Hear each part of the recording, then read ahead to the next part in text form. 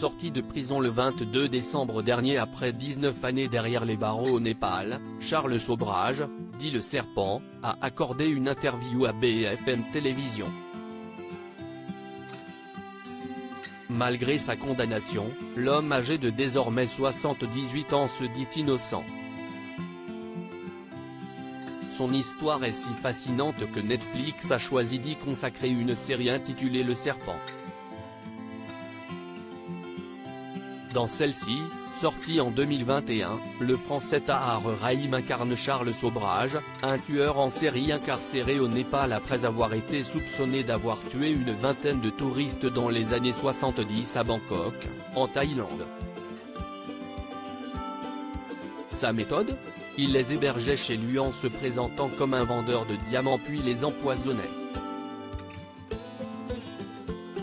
Mais alors que la série a connu un succès retentissant, Charles Sobhraj vient tout juste de sortir de prison.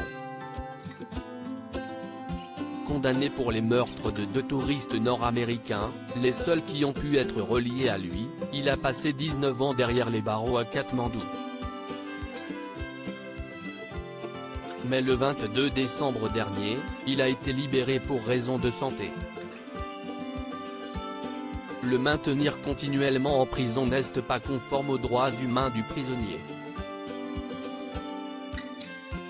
Le tueur en série a besoin d'une opération à cœur ouvert et sa libération est conforme à une loi népalaise autorisant la libération des prisonniers alités ayant déjà purgé les 3/4 de leur peine, ont déclaré les magistrats.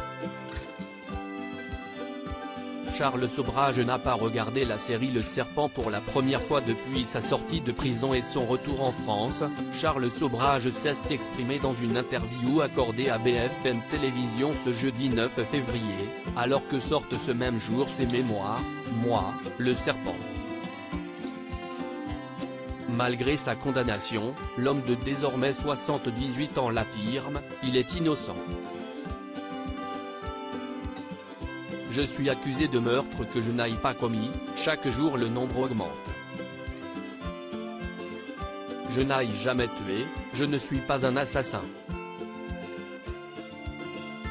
Je l'affirme et je le prouverai dans les mois qui vont venir, a déclaré celui qui, en revanche, reconnaît avoir drogué une dizaine de touristes pour les voler. En ce qui concerne la série de Netflix avec Tahar Rahim portant sur son histoire, Charles Sobhraj admet ne l'avoir pas encore visionnée. Tout ce que je ne sais ce sont les échos et je pense que toutes les accusations qui sont dedans sont absolument fausses, a martelé l'intéressé. Un témoignage à découvrir dans la vidéo ci-dessus.